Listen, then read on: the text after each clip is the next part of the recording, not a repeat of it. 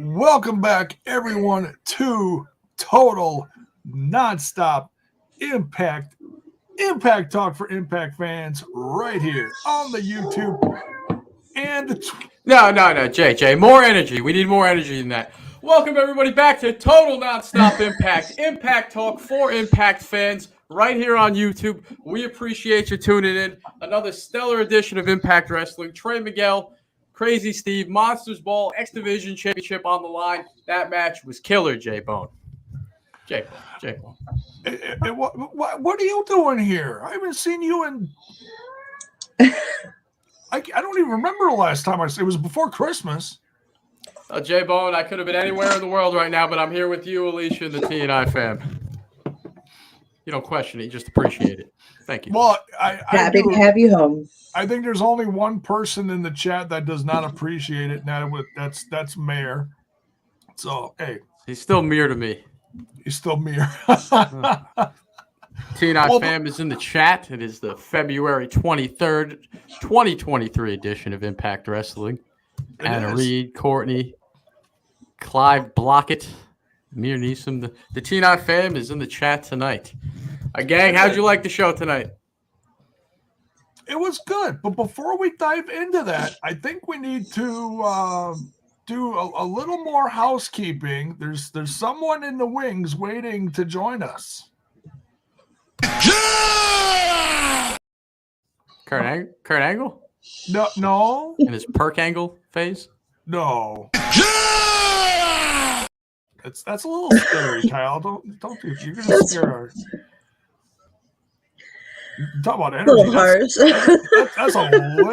the stuff that nightmares are made of. Jiminy Christmas. Yeah, it's intense, man. I feel like I snapped into a Slim Jim. Yeah. But I'm here to bring that energy. You two are half asleep half the time. I'm here to kick things into full gear. We're old. That's why yeah, exactly. We're old. That's why I popped my first night, monster Impact today. was on fire. Tomorrow night is no surrender. And you know what? Speaking of the TNI fam, guys, go home show. We got a guest in the back, as Jay Bone said. We even though I'm never on the show, I'll come on and act like I'm on every week. You know, the most important part of this podcast is the TNI fam, is the listeners. They're more a part of the show than we are. You know, there's no podcast without them. They control the conversation. You know, we might be the talking heads here, but the chat is at least 50 or 75% of the show. No, this is true. And it continues in the Discord. It's a 24-hour thing. It's here it. live, but then it's on the Discord, which you should join, by the way, if you're not a member of our Discord. But we figured, you know, we'll give back to the listeners and let them come on the actual podcast. Do we even call it? Is this even really a podcast? I feel like it's like an after party stream shindig. It's a lovely little word vomit. It's okay, yeah, whatever. But Humble Beast, our good pal Humble Beast, he has been listening to the show, commenting, supporting, buying merch. I see him put up pictures with wrestlers. Like recently, he put one up with Rohit Raju. He's rocking the TNI shirt. I mean, he's just always supporting, always representing the TNI fam. And figured, you know, we let him come on and review with us. I mean, Trent's not here. You know where Trent is? You guys want to know? Trent's in your backyard. No, well, not my backyard. Trent is in Germany, or on his way to Germany for a Manowar concert. That's amazing. What the fuck? Serious? Yeah. Where I really do. I wonder this. Where are these people getting the money? So I feel like Trent is always traveling. Bill, you know where Bill is? Bill just got on a flight like an hour ago. He's on his way to Las Vegas for No Surrender. Don't even get me started on him. Guys always want to travel. Where are they getting the money? And how come I'm never invited? How come you two were never invited? And how come Humble and Beast is never invited? Welcome in. Beast. What is up, guys? Well, welcome, guys and gals, ladies. Welcome to the madhouse. Welcome to the show, Humble Beast. How are you doing this I'm doing fantastic, sir. Appreciate you guys for letting me come on, man. I always love you guys and do whatever I can to support. Shout out to TMZ, aka Trent. So Humble Beast, how long have you been listening to the podcast? Hey, you're rocking a TNI shirt right now. Which I was just going to point that out. Get a good look at that. Fresh out the mailbag. Man, I've been listening to you guys. Since you guys was on the Impact Lounge, before y'all became superstars, y'all was a little small. But now you guys are big. You guys are big, and I love you guys. So yeah, I ever since then, and then been just checking in and buying you guys merch. I can have some of even J Bone's merch. Brought some stuff from him, and so yeah.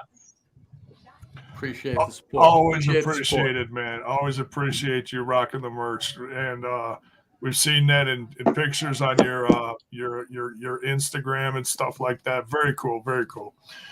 Oh yeah. So what did you overall, before we dive into it? We're going to cover some news too. What did you think of the show tonight? Who, me or?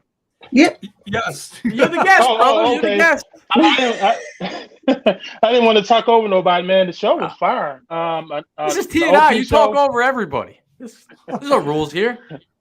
The opening match was really good. I enjoyed that. It's like matter of fact, I think the last 2 Thursdays the opening matches have been great. And then they ended with that Monsters Ball, which it was like the cherry on top. You know what I'm saying? Last week with Kenny King and Swan was awesome, and then this week with Trey and Crazy Steve was awesome. And the thing with Crazy Steve, and as everyone knows, he's blind. The dude is good. I got it. If he would have won the match, I wouldn't have been disappointed. It was a really good match. So yeah, from top to bottom, I enjoyed it. Yeah, I about they've been opening up the show with some energy lately. Like this was such a good opener. This is like I always make this comparison, but it'll always be relevant. It's like Nitro back in the day. They always opened up with the Luchadors. You open up the show with that fast, hard-hitting, high-flying act and Motor City Machine Guns with Speedball and Gresham. I mean, that was easily nice switch up. Easily match of the night. If hardcore isn't your forte, all the blood and weapons, that was easily match of the night. Mm-hmm. So I'm tired. Oh yeah. So should we cover a little bit of Impact news? Yeah. Well, no. Let me pick the brain of Humble Beast real quick. Humble Beast, okay. Talk to me, brother. Yes, bring it. So who's your favorite wrestler on the Impact roster? Past and present. Give me one that's there currently and one that's not there anymore. Past, I hate to say AJ Styles or Samoa Joe. Everyone always says, you know what? I'm gonna go with I like Eli Drake. I like him. Iconic. Me too. I like him from back in the day, and then as far as right now, oh man, I have to go with Josh. Josh, man, the dude is incredible. I mean, he never has a bad match. You can put him in there with a Barbie doll, he'll make a good match out of it. Dude is awesome, man. I mean, what can you say about him? Yeah, he's awesome. All right, I respect that. Two great picks, but give me 2 knockouts. Your favorite knockout present and your favorite knockout of the past. All right. Now, first off, before I say this, my wife is watching, so I got to be careful what I say. I love you, babe. So you said past knockout and current knockout. Yeah. Who's your favorite knockout now, and your past tense favorite knockout? Past would be. Oh man, there's so many. I have to go with maybe Taryn Terrell or I can't think of her name. But I'll just go with her for past, and then present would be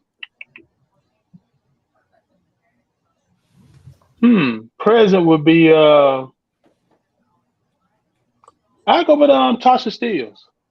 There you go. There you go. She's currently on hiatus. We don't know her we don't know her current status with the company, but I'll take it. I'll take that. Yeah. She is great. She really is. And we've had her on the show too. She's something else. She always brings that fire to the ring. Yeah. Good stuff. Good stuff. That fire and flavor. I wonder if we're ever gonna get the fire and the flavor back someday. That'd be nice. That would be awesome. They really need some more. I know they got the Hex, but they need some more lady tag teams. I mean, Absolutely. oh man, they really need some more.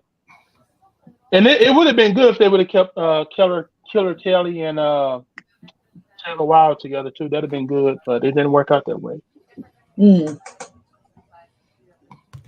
Well, you never know, man. It's a crazy company. You never know who's gonna end up in. I mean, look who we had in the first match of the night. We had Jonathan Gresham and Speedball Mike Bailey.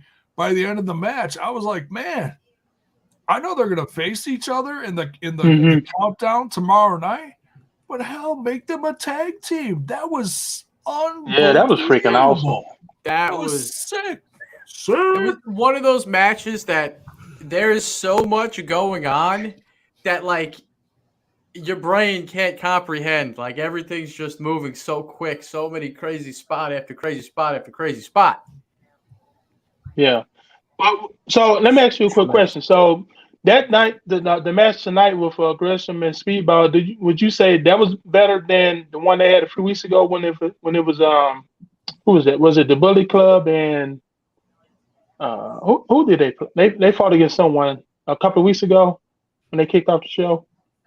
But I think this week's was better. I don't know, something about tonight. It was in the air tonight. The stars were aligned. It's perfect. It was.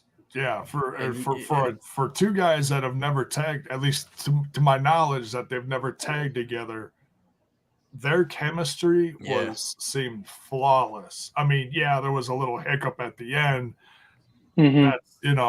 That's by design, of course. Expected. That's expected. But yeah, that was crazy. But Kale, before we get too far into this, before we go completely off the rails, as we do so many times, our blood. It's in our blood. Why don't you go over a few of those things you dropped to me about some of that hot Impact news? Oh, it's not KL's news. It's J-Bone's news. I know, but still. I want to hear you. I miss you, so I want to hear you talk about it too. You're dumping it on me because I dumped it on you. That's what's going on here. Don't act like you want to hear me talk about him. You don't feel like pulling it up right now and doing it. I miss you on the show. I want to hear your thoughts on this stuff. I sincerely do. Oh, you. Oh, well, for all time's sake. Jiminy Christmas. And now, KL's news. J-Bone is a lazy Homer Simpson piece of garbage. J-Bone, you're old and bald. Searching for my fake wrestling news. But not to cut you off or anything, but I gotta thank Belle's boy here. Thank you so much for the super chat. Much love, man. He says, "Damn crap, Kyle's back for witness protection. The first time seeing Humble Beast. Cool. Hope got my ankle bracelet on right now. Made it to Vegas. We're under a winter blizzard warning all weekend, and so is Vegas. Bad weather here in SoCal. Well, we hope and pray that you're staying safe, Belle's boy. We hope everybody all around the nation stays safe in this this lovely thing like we like to call winter. And we just got about a foot of snow outside too. I can't wait to jump out in that tomorrow and on my way to work. So, but thank you so much, Belle's boy. Always appreciate it. So yes, just to remind you fine folks, these super chats and the super stickers are open. Appreciate it. Appreciate the 20 spot. Thank you. Hitting us with the dub sack. Appreciate you. J-Bone, you talk about the snow, though. Let me ask, are you shoveling in the morning or are you going to have Junior over there shovel it? You make the kids shovel or you do it together? What's protocol in the J-Bone house? That's why we moved to where we moved, so that we don't have to do that anymore. Oh, I see. We don't have a yard. I mean, we have a yard, but it's not ours to take care of. So, yeah. Oh, so J-Bone, you're already in the senior citizen community. Very nice. You're already in your senior home. Very nice. Very nice. That's a headline for you. Not quite. But as far as the news, fake wrestling news, hey, while I'm doing this, Jay, can you put some comments on the screen? The TNI fan is very important to me. I haven't been here in a while. I can do they mean a lot to me. But the first headline, straight from ImpactWrestling.com, Fight Network's original series Diary returns for season 2 on February 27th at 9 p.m. Eastern.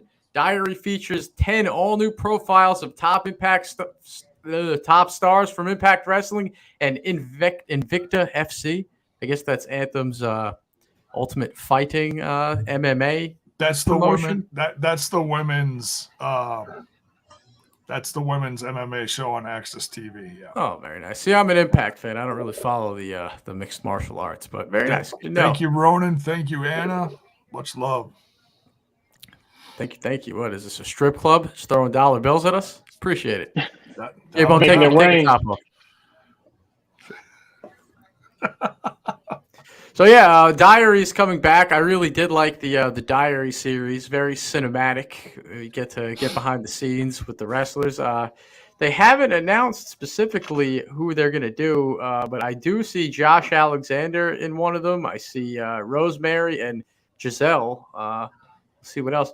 Actually, no, I'm lying. They did at the end of this article. They did give the full lineup. Would you like to know, Jay, who's going to be in season 2? Why don't you read it off there? All right. Well, I'm gonna read the Impact stars. I'm gonna skip over the Ultimate Fighting. I keep calling it Ultimate Fighting. This is TNI news for you. I don't even know what I'm talking about. It comes to mixed martial arts. I have no idea. But as far as the Impact Wrestling parts of Diary, we're gonna get Josh Alexander, 2-parter. We're getting Josh Alexander Part 1 on February 20th, and then Josh Alexander Part 2 on February 27th.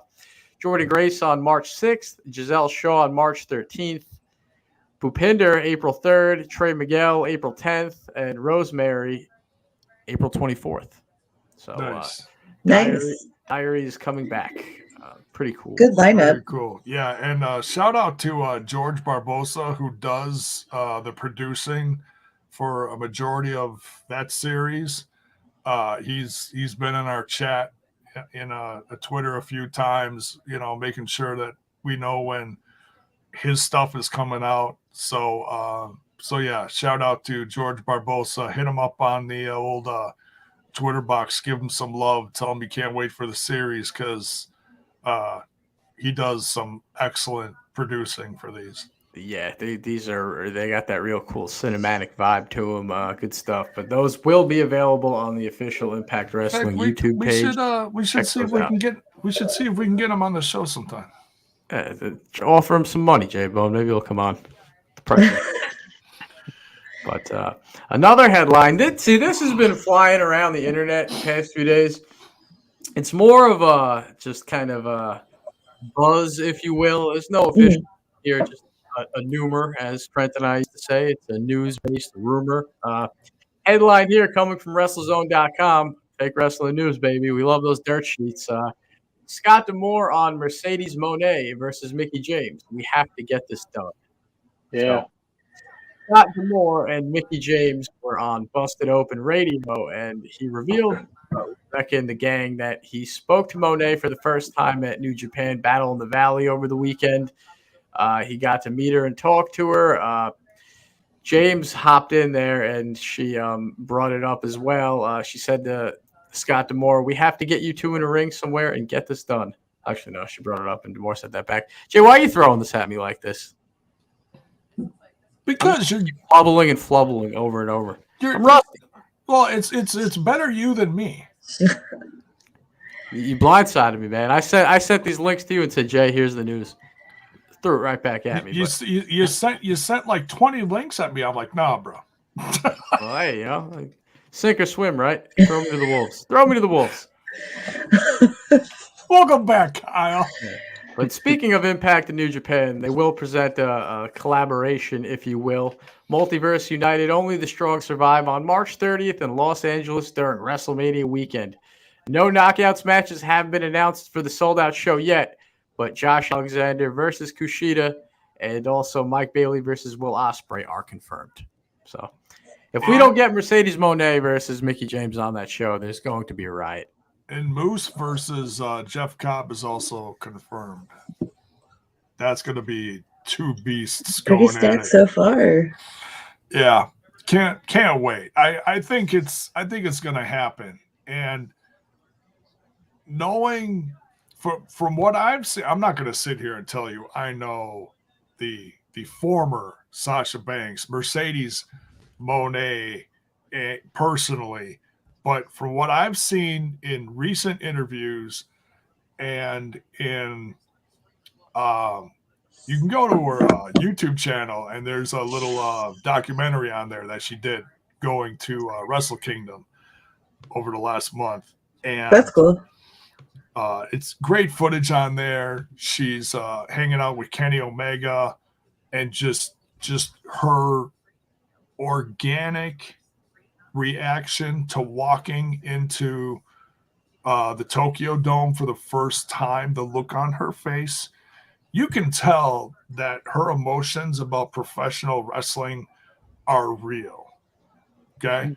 So I have absolutely zero doubt in my mind that Scott D'Amore is going to do whatever he has to do to put pen to paper and get Mercedes Moné versus, honestly, I don't care who. I mean, if it's Mickie James, that's fine. Because I don't think they ever had a match on TV. They've had them at house shows and stuff, never on TV. So, hell yeah, make it happen. But J-Bo, not to cut you off, but Anna Reed in the chat, thank you for the $2. She says, I like scumbags. Because I like scumbags. Who doesn't love a scumbag? Appreciate that. Oh, man. Oh, and Jamie Weisner here. Did Kyle say it premieres February 20th? No, I think I'm guessing it's next month it premieres. Did I say February? Yeah, you were saying February and then March and then April. Hold on a second. No, February 27th. It premieres on February 27th. Yeah, but you said February. I said February 27th. Don't pull that, J-Bone. I could have Are sworn you gaslighting, bro? I said 27th.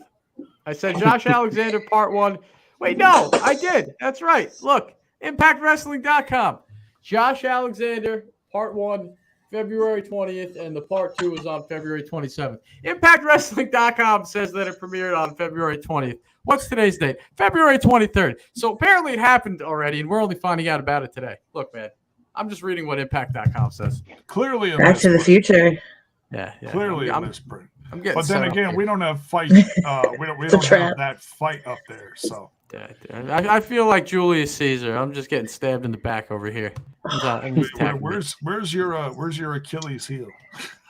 Ronan Blue in the chat, $9.99. I'll take Belle's 20 with my 10. Humble Beast is a natural fit with you guys. I didn't make it to AEW in Phoenix, but that's not important. Impact fan for life. Why are you bringing up AEW in Phoenix? It's not important. It's irrelevant. You go to that damn Tony Khan cocaine party. We don't. This is Impact Wrestling. We talk about Impact here. All about Impact, baby. That's right. Mark's not here to talk about Kenny Omega. We're talking Impact. All right. Total nonstop Impact. That's why we call this show the way it is. All right. Any other headlines you want to cover real quickly? I mean, everything else I threw to you is just kind of like things that popped up in interviews over the past few days. I'm not gonna, get too in depth, but I'll just throw you some headlines that are let's going around the dirt sheets right now. Go over the PCO one, and then we'll call that it. Oh, no, J-Bone. I'm going to hit you with them all real quick. These are all open up for interpretation. Oh. All right. 411 Mania has the headline going out right now, whether it's clickbait or factual. PCO says Impact Wrestling has excellently portrayed his character. Then Fightful.com is currently running. Gail Kim wasn't sure about Frankie Kazarian's return to Impact until his promo at Hard to Kill. That I believe. Fair enough. Also, Fightful.com from your favorite broadcaster, SRS J-Bone. Zicky Dice. I truly enjoy Impact Wrestling. I love having creative freedom. Which is funny because he's really just hanging out with Johnny Swinger all the time. And then eWrestlingNews.com has reported Joe Hendry opens up about his departure from Impact Wrestling in 2018, which that I'm going to have to click on and crack open a little. Jim, we'll keep running the comments here. But, so speaking with Impact outside of the ropes, I assume that's a podcast, Hendry revealed why he stopped working with Impact in 2018. He also believes that he is now truly ready for the opportunities that Impact Wrestling presents to him and others. He was quoted as saying, I did not have a visa at the time, and we were doing shows in Canada and Mexico, so I could only be present on Canadian shows and Mexican shows. Impact moved back into the United States for the production, and so we had to, harmoniously part ways there. I did feel like there was unfinished business. It was a shame because I did very much enjoy my time. Me and Grado have a lot of fun. I miss Grado. I learned a lot, but I think that I was truly ready for the opportunity presented to me this time. So, that is why Joe Hendry, he had visa issues. That's why he departed in 2018. But now he's back like he never left, doing his songs, his parody videos against his opponents. And I do miss Grado. Anyone know what happened to Grado? Can anybody in the chat tell me what happened to Grado? Is he? He's not anywhere else. He's not wrestling. He isn't? I know. Really? I don't see him wrestling anywhere. I'm gonna Google it. Well, I'm sure he's in the UK somewhere doing something. I thought he was on like a reality show or something. Well, I know he's doing radio in the UK and he's doing television in the UK, but I'm talking about his wrestling career. Like, what happened? Did he retire? Is he taking time off? I know that he's a star in Scotland. He is doing a lot of other things in media, but pro wrestling wise, I don't think he's wrestling anywhere out there. Oh, Somebody here's got to know. Why would you miss Grado? I love Grado, and I love Dog too.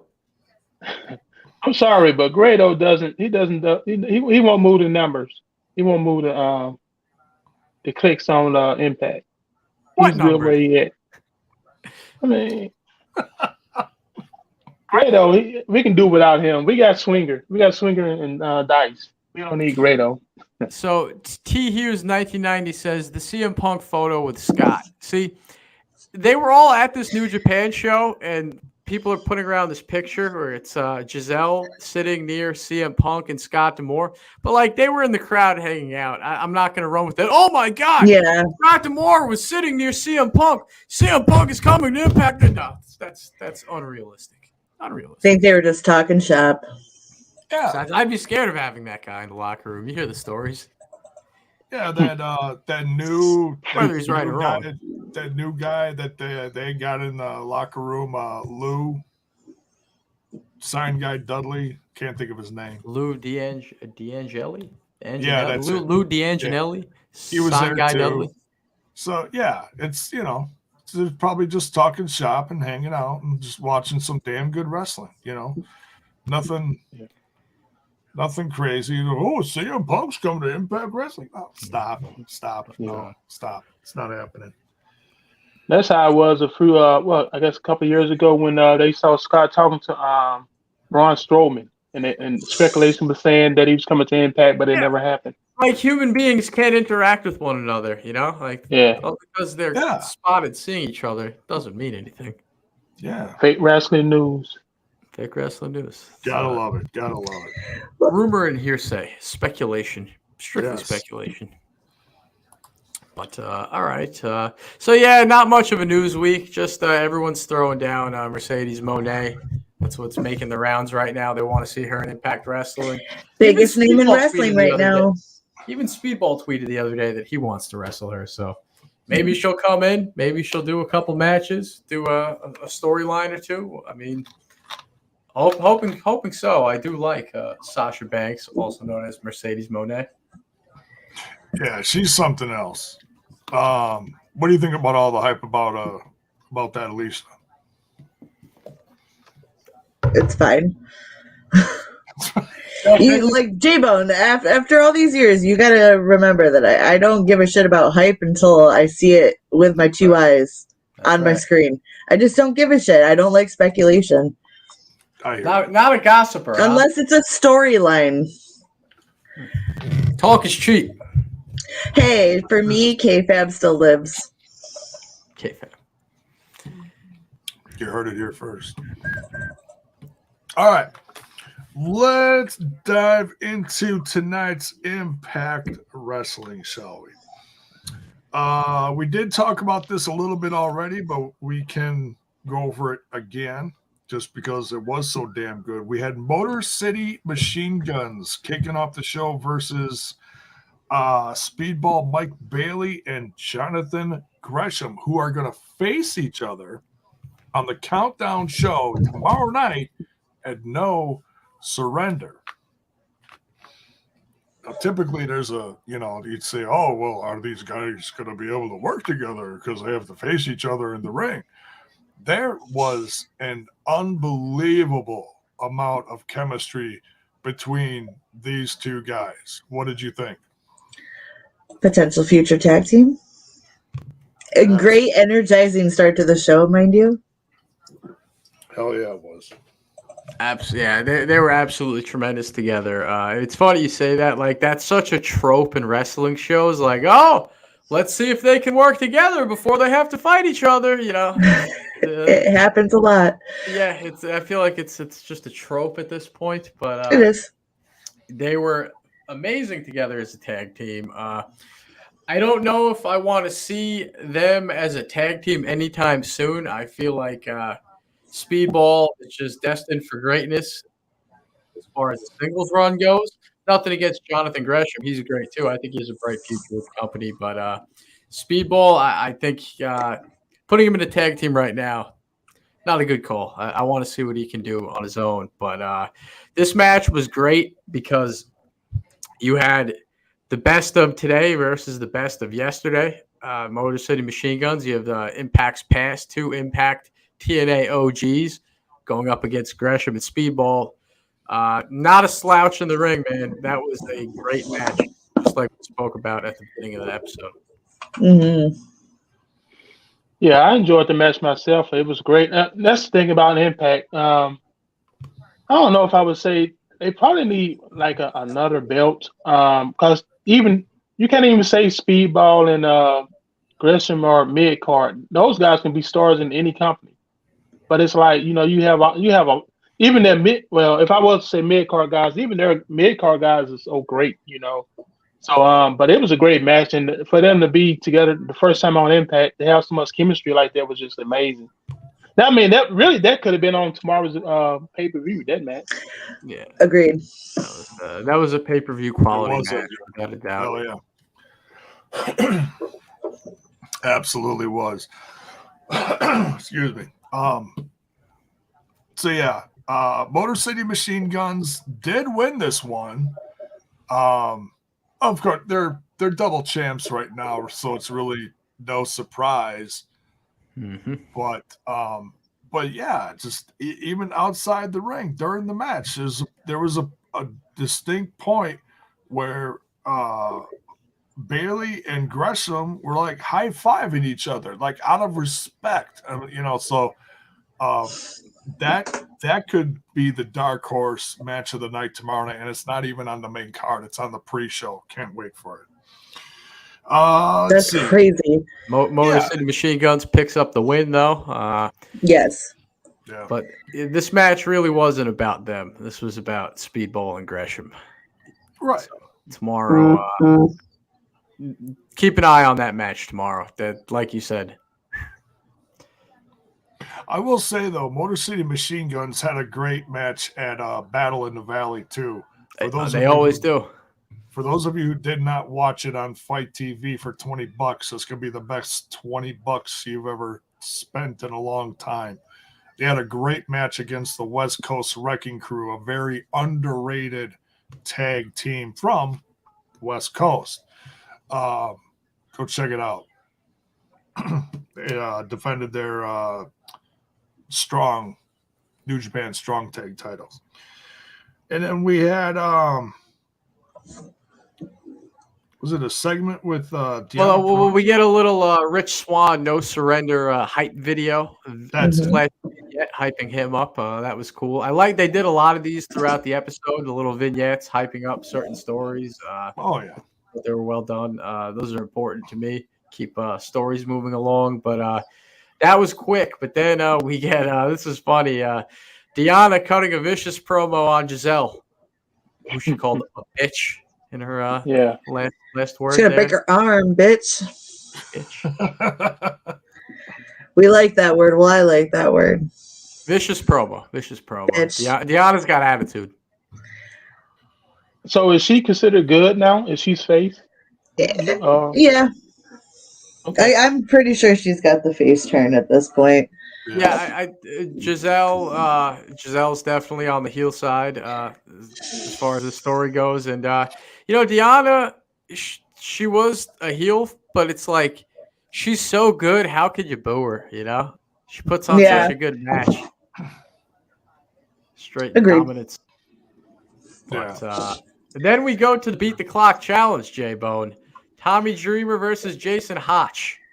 And I'm going to rant a little here. Jay, you take it over. I'm going to rant a little bit here because I got something to say. And fucking Mir Neeson, he got my blood boiling as soon as we started the show here. So take it over for a second here, Jay. 'Cause I need a minute to collect my thoughts. Okay. All right. I'll give you a minute to collect your thoughts. This is probably a minute and 15 seconds that I'd like back.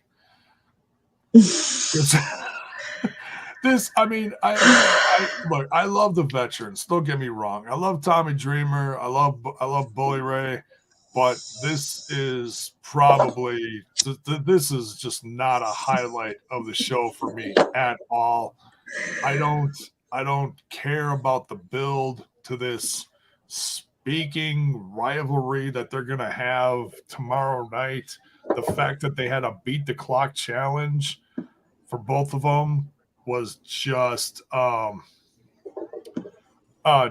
pointless, and I hate the rip on the legends. I do love them, but this is just not what this show needs right now. It's like, okay, if you're gonna put them in a match, put them in a match. Mm-hmm. Don't drag it out with all this other stuff. No, see, Jay, I don't understand. Everybody on Twitter, people are bitching. They've been every time Tommy Dreamer comes on TV, people bitch about it. I see it in the Discord. I see it all over Twitter as far as the Impact community goes. All the Impact fans. For some reason, people are always bitching about Tommy Dreamer, and they're bitching about Bully Ray. What is the problem?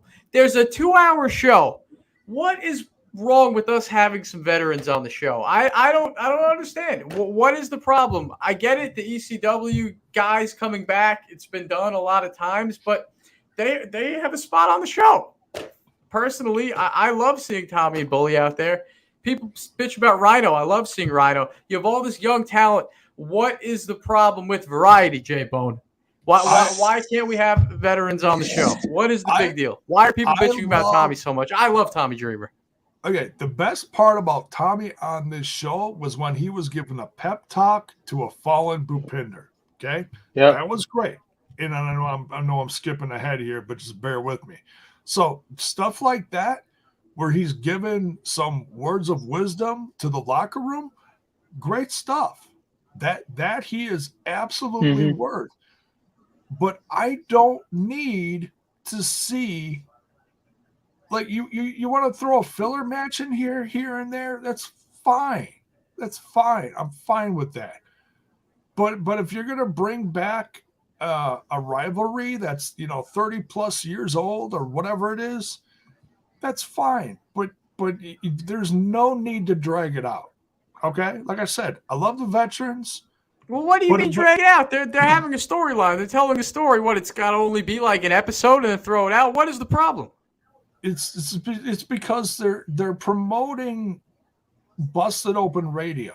What's the problem with that? They're appealing to an audience. There aren't a lot of Impact fans that listen to Busted Open. Busted Open doesn't cover Impact too much. They're appealing to another section of wrestling fans, and Impact is in a position where they need all the fans they can get. These aren't the most popular times for the company. Let's be honest.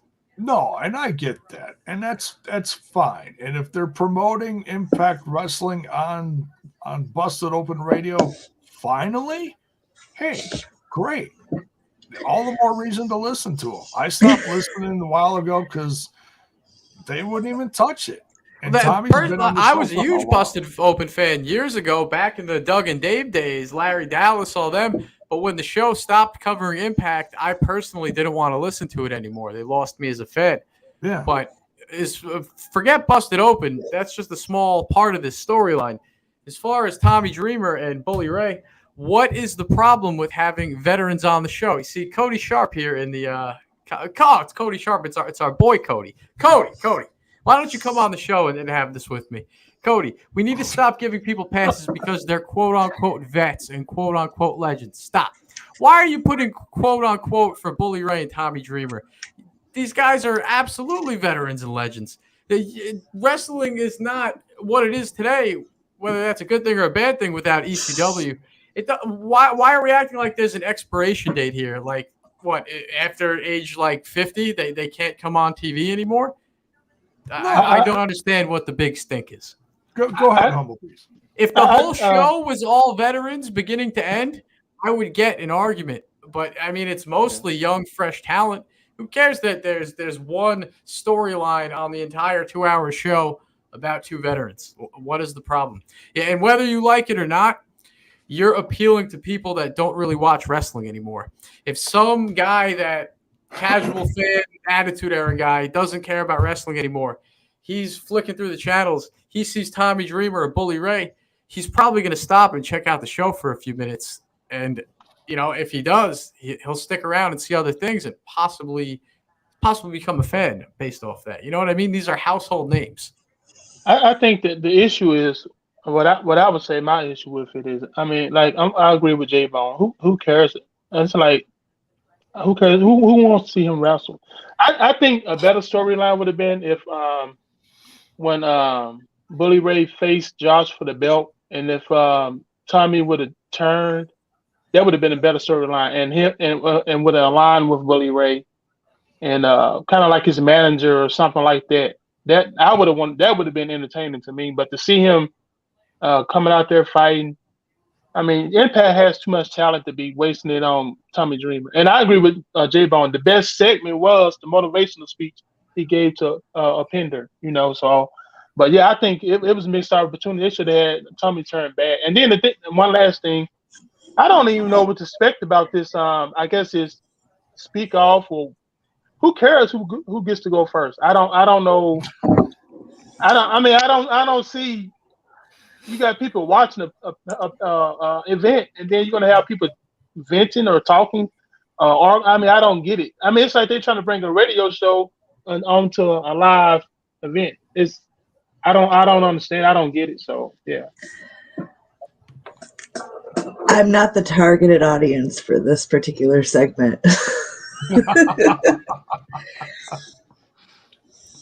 Well, hey, the chat is split. We got the chat on both sides. Some people are on my side, some people on your side, J Bone. But whatever. Nothing will ever. Everyone's entitled to an Either opinion. way, you're allowed to like or dislike whatever the fuck you want. No, period. Absolutely. And that's why. I'm like going to back you up by saying that's why I think we're all here for wrestling, is because the whole point is to get outraged or happy about something, right? So, yeah, absolutely. It's perfect. Look, it's getting a conversation started. It's true. That's the point. We're doing a live conversation broadcast here, but I'm sorry. I had a little bit of a rant there, but that's been bugging me for months. In a veteran's defense, we do have people back that, you know what I mean, are from the old school TNA who are doing just fine, and everybody loves having them. So you got to think about maybe just some people hit and some people miss. Right. Like I said, I love all the vets. It's just this particular thing that they're doing isn't vibing with me. You know, Tis not for I. Right. And that's okay. If they want to have a match, that's fine. You can't tell me that Bully didn't do such a great job in his feud with Josh Alexander. He was the perfect heel veteran to get that aggression out of him. He was Bully Ray. Yeah. Yeah. Got involved with his wife. That was a great story they told. Calfzilla. If you need one to do some morally questionable shit as a heel, Bully Ray's your guy. There you go. There you go. Yeah. So, He's he's a scumbag. Vets are fine. It's just not my cup of tea right now. That's all. Yeah. Look, J-Bone, you should support your fellow geriatrics, all right? Oh, Jesus Christ. Speaking of geriatrics, there's going to be X-Pac's going to be about 5 minutes from my house on Saturday night. So maybe I'll go. Oh, give a quick plug. What's going on in the indie world in Wisconsin? David Hero's company, Great Lakes Championship Wrestling, is literally going to be a couple minutes from my house. You love David Hero. I feel like you've name dropped him once on like every podcast I've ever been on with you. He's a great guy. He truly is a great guy. And his son is even better. One of the stars of Ohio Valley Wrestling, the Fanny Pack Kid, Cal Hero, is going to be on there. Let's see. Oh, yes. And this is a veteran I would love to see live is Angelina Love. And I'm sorry, I'm not familiar with her new boy toy. It's someone from EC3's neck of the world. Who? A narrative controller? Yeah, he's one of those guys. Okay. But he's doing dates with Angelina Love. So I don't know if they're together, storyline. I don't know. But they've been doing a few dates in Wisconsin. So don't be jealous, J-Bo. You know, you might have your shot one day. Yeah, no, I'm good. I'm good. But yeah, so they're gonna be in town. That's Saturday night. Cool. Can't wait. Right, let's continue on in the card here, though. Well, no, it was Tommy Dreamer versus Jason Hotch. Let's get back to that. Match only went for a minute and 15 seconds, and I gotta call out Tom Hannafin. Tommy Dreamer picks up the win with the Spicoli driver off the top rope. Tom Hannafin called it a DVD. That's a Spicoli driver. You got to know this stuff, Tom. So I'm calling Tom out. He slipped up there, but I slip up 100 times an episode. I can't even speak a coherent sentence. Can't even say coherently. It happens, but you know, I'm not getting paid to commentate on a show. I'm just an idiot on a podcast with you idiots. But yeah, Spicoli driver, not the DVD, not even a VHS. That's okay. Tom Hannafin's been doing a knockout job. He Tremendous. I personally miss Josh and Pope, but Matthew and Tom Pope are doing was a great. good job. Shot of caffeine, daddy. But yeah, a minute and 15 seconds. That was a quickie. Tommy picks up the win, but then the show goes to a clip of Joe Hendry. He's slinging autographs, monetizing his John Hancock and whatnot. He's signing autographs at some sort of event, maybe after an Impact show. I was looking for Bill. I didn't see Bill in there, but you see all the Impact fans. He's out there, slanging the gimmicks and whatnot. The fans love him. They believe in Joe Hendry. You see that one kid say that, I believe in Joe Hendry. And I'm thinking about it. Is Joe Hendry really a good influence for the kids? I mean, technically, what are you influencing the kids to do? Go make social media song videos about their fellow classmates? That would be considered ruin people's lives. That's bullshit. I believe in Joe Hendry. That just gave me a heart attack. Hell of a guy. It's terrifying. Funny. Don't know if he's a good influence for the children, but he's out there. He's talking trash. He's doing his thing. Moose is gonna destroy him. I'm just putting it out there now. I can't wait to see his cyberbullying viral music video he makes, just like Edge's bitch. What he's gonna do for Moose, I don't know, but Moose is gonna tear him to shreds. That's beside the point. Then we get Taya Valkyrie versus the artist formerly known as Sienna, Allysin K. Jay, talk to me about this match. Oh, this is one I was probably looking forward to the most, just because this is the former Sienna, former Knockouts champion, Allysin Kay. And I've seen some of the stuff that she's been doing down in Trent's neck of the woods in AAW, and she was women's champ down there for a bit too, I believe. Hey. Great to see her. Great to see her. MVP here in the chat says he hopes that Moose destroys Henry's ass. I'm sure he does. Henry doesn't stand a chance. My money is on Moose. I don't know. I think Henry's a lot more than just a song and a smile. Well, you know why I support Moose? Because Moose is a scumbag. He's me? Because I like scumbags. We all love a scumbag. Moose, you're a scumbag. Henry's going down. That's all I got to say about that. But all right. Allysin Kay, why do you think she didn't pick up the name Sienna? When she was in Impact last time, she was Sienna. Then she became Allysin Kay on the Indies, or she was before Impact or whatever. She uses the Allysin Kay name in NWA and across the indie circuit. Then she comes back. She becomes Allysin Kay, or stays as Allysin Kay, if you will. I guess she didn't like the Sienna name. I don't know. I feel like an Impact universe. Yeah. Go ahead. No, you go ahead.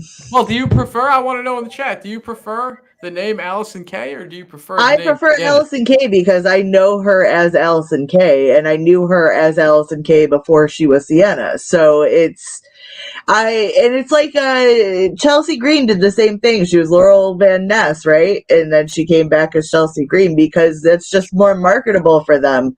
And it's not like Impact runs under the same structure as like WWE, where they have to change their names.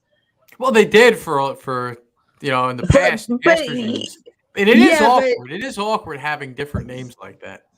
But ever since they've been under this new one, they haven't done that. So I feel like that's a thing of the past and under old regimes, like you're saying. Yeah, old regime is exactly. And that was like a joke back in the day when somebody would come into TNA in the Spike years. It would be like, oh, so and so is in the Impact Zone. Like it'd always be just like even honestly, back in the day, if you were watching back then, when Bubba Ray came to TNA and became Bully Ray and Brother Devon and Team 3D, it was kind of awkward. And that's a better example. There's a lot worse ones. It was always a thing back in the day, like, oh, what's their TNA name going to be? But nowadays, it's a thing of the past, and I think that's quite all right. I was surprised that Santino Marella, who I love, by the way, we'll get to that in a bit. I am surprised that Santino Marella came in as Santino Marella. Like Anthem actually opened up their wallet to buy his WWE likeness. Just surprising to me. Yeah, that's probably some of the best money they spent was, well, maybe not the best money, but we love Santino. He's good stuff. No Sienna fans in the chat. We got everybody seems to be. I think wrestlers probably usually go with the name that makes them where they're best at. You know, when they're not at the peak of their career, maybe that's the thing. You know, but my thing is I can care less. As long as you put on good matches, that's all I care about. Yeah. Again, it's just a name, but I'm nitpicking. But yeah. So Allysin Kay, she picks up the win with the AK-47. Now, Alicia, I know you're a big Death Dolls fan, but you also like Allysin Kay. So when you're watching this match, what's going through your head? I can't pick a winner because I'm biased the house. I love them both. So match of the night for me. Everybody did wonderful. I love to see how this is progressing, and fuck yeah, let's rock and roll. All right. Rock and roll. Yeah. Well said.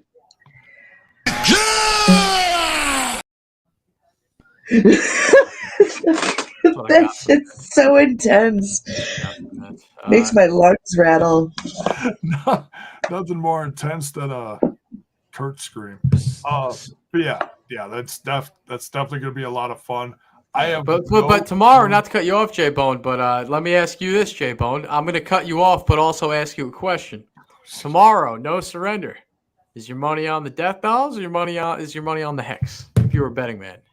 I'm not a betting man, so I'm just going to enjoy the match. We're not the same.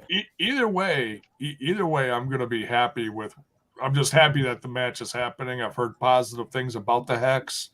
I have not seen them work together. I know they came from NWA, and I know a lot of people are asking about their contract situation, and that's something that I cover once in a while. I've heard they're a free agent. Beyond that, I know nothing. Do I hope that they put pen to paper in Impact Wrestling? Then we'll see what happens tomorrow night. Maybe that'll be a clue of what's happening with them. But I'm looking forward to the match nonetheless. Either way. Humble Beast, tomorrow, your money on Death Dolls or the Hex? Definitely the Hex. Impact has they usually whatever the flavor of the month is, they usually new talent. They usually put the belt on them real quick. So the Hex is gonna probably win it, even though they're not signed with Impact. They're gonna win it. Alicia, Could be. Oh, there's your feel on. I don't want to pick. I just want to be surprised. You love them all. Yeah, I love them all. They all win. I'm a huge Death Dolls markety mark, but I love the Hex. I mean, I am a big Marti Belle fan, and I was upset when she left because you got to understand, I go back with Marti Belle to her indie days, if you will. Yeah. The wrestling school she came out of here in New York. I watched her from the very beginning. And as an Impact fan, when she got signed, it was such a cool moment to see a homegrown talent from out here in New York make it to my favorite show of them all. And when she left Impact, I was kind of bummed out. And that's another thing me and Cody Sharp have an issue with. When she came back, and I was all hyped the night that the Hex came back with Sinister Minister, Cody's in the TNI chat like, oh, Marti Belle, she stinks. She hasn't gotten any better. Cody, next time you're on the show, I got a lot of bones to pick with you, you bastard.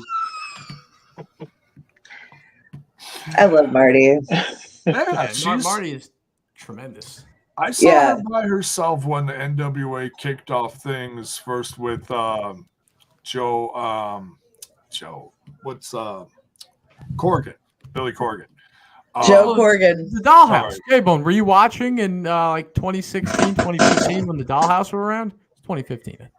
I was, but I wasn't paying attention that much. So Dollhouse was awesome. You missed it. It was a great team. Little off my radar back then. Dude, you missed it. I was back and forth with it. So yeah, it is what it is. But yeah, so I liked what she was doing in the NWA, and then I kind of got away from the NWA, but I heard all positive as far as what she was doing with Allysin K, and now they're in Impact Wrestling. So yeah, let's go. Hold on. Here's Truck. I never said half those things. Cody, did you not say in the TNI chat that night, oh, Marti hasn't gotten any better? You threw a shot at her. You did. Don't call me a liar. J-Bone, next time I'm on, Truck is coming on. This is going to come to verbal blows. I know Now he's calling me a liar. I know someone said that, and I distinctly remember someone saying that. I don't remember just who it was, though. But I do remember. I remember it being. Chat, and I was kind of like, "Wow, that's kind of harsh," Mir says, breaking news: Father James Mitchell just sent me a face botch friends request. Should I take it? Absolutely. Nope. Absolutely. I don't know, be careful with that guy. From the undead realm. He's also one you gotta watch. That the Sinister Minister. He's behind all this stuff with the Hex. So don't be surprised if there's something that happens during the match tomorrow night. Some kind of what do they like to call that? Shenanigans. I do like shenanigans. When there hasn't been many. Soon, I hope. Where is she? I've been dying for months to have her come back. Is as far as I know, she is wrestling right now on the indies. And obviously motherhood and all that stuff. Oh, that's first. She needs to come back. She's still on the roster page, so it's got to mean something. So, but then we go backstage, and Santino Marella is seated with Josh Alexander and Rich Swann. They are all seated in contract signing position, contract cowgirl, if you will. They're both facing each other at the table with the belt in the middle, like the classic the classic visual contract signing. They're all seated back there, and Santino gets up, and I assume he's going to get the contract. And when he gets up and leaves the room, the tensions start to rise between Swann and Alexander. Words are exchanged, things start to get heated, but then Macklin walks in. Motherfucking Macklin, always sticking his nose in everybody's business, telling everybody how great he is, how he deserves this, how he deserves that. Every episode, he's walking up to people, telling them how great he is and what he deserves. Macklin walks in. He's asserting his dominance. A fight breaks out between Swann and Macklin. You see the way Macklin flew over the table and hit the ground head first. That was pretty gnarly. Yeah, pretty gnarly. But let's talk about this conversation that took place before Macklin showed up. Though. Yeah, you break into the details, J-Bone. So this something I didn't catch exactly what Josh Alexander said. But go ahead, Alicia. Oh, Alicia's stepping out for a second. I thought she was raising her hand for. You never need. What are you, the teacher, Mr. Bone? I got a question. I'm raising my hand. That's what I thought she was doing. But yeah, so Josh was saying something to Rich Swann, and it was just taken really bad by Swann, and Swann was like, "No, wait a minute. Don't think for a minute that I'm someone that's just gonna make a mistake and just and you're gonna do something by mistake and then you're gonna remain." He was saying something like that. But the conversation was great. Josh was like, "It's like, yeah, we're boys," or he was saying, "We're boys and we're friends." But yeah, it's what happens when you live with a bunch of cats. Eating too much pussy, J-Bone. You're breathing in the hair. Oh man, I'm too old for that, dude. PG, bro. PG. Sorry. Yeah. Whoa is right. Jiminy Christmas. That's pretty tame compared to some other things I've said in the past. Humble Beast can back that up. Oh yeah. Oh God, yeah. But yeah, so just they're boys and they're friends, but this is a championship match, and thinking about Rich Swann's past, we know how tough he is, and I have absolutely zero doubt in my mind that he's able to beat Josh Alexander. This is a guy who has been waiting, like he said, for 2 years. 2 years to get that shot because he never did get a rematch with Kenny, by God, Omega. For what reason? I don't know. I don't think anyone knows. No one except for those guys themselves. So 2 years this guy has been waiting and questioning himself. And now he's finally got the chance. Don't blink at this match and be like, it's just Rich Swann. Why are we going to watch this match? No, man. Remember how Rich Swann fought, clawed tooth and nail to get that championship after he was injured, came back from injury. You guys, this is going to be a tremendous match. I can't wait for this. Yeah, I agree with you, J-Bone. It's going to be a great match. But I believe Macklin is going to probably interfere. I could see him probably interfering and costing Swann the match. But it's going to be a good match. Because I know Josh I ain't gonna say I know, but I doubt if Josh lose. But it's gonna be a good match, and I can see Macklin interfering. And that if he does interfere, it could lead to a 3-way at the next event. Oh, it certainly could. And if it does, I'm fine with that. Yeah. But a lot of people in the TNI circle are a firm believer that Macklin is just an uncrowned champion in the Oh weight. yeah. Oh yeah. Oh yeah. It's amazing how a guy like Macklin comes from WWE where they didn't use him, do much with him, and he's just. I would consider him. I know people talk about Josh and Moose, but Macklin for me he's one of the stars of Impact, man. He's a great heel. I mean, the guy is good, and he's a good talker too. He has all the tools, so he's doing some good work. And he's got a good background. I mean, U.S. Army veteran. There's more to it. Like, that's a real tough guy right there, Mm-hmm. Like, you got to respect him. Even if he's a heel, you have to respect that man, Oh, yeah. Yeah, the in-ring skills are absolutely there. His charisma is absolutely there. And what he can even bring on a promo is absolutely there. He checks all the boxes.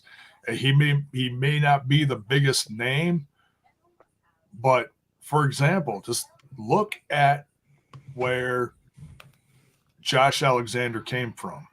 He used to be known just as the quiet guy, or the guy that came out with All Ego Ethan Page, and now he's a world champ. I don't know what Ethan Page is doing, but he ain't walking around with any belts right now, I'll tell you that for sure.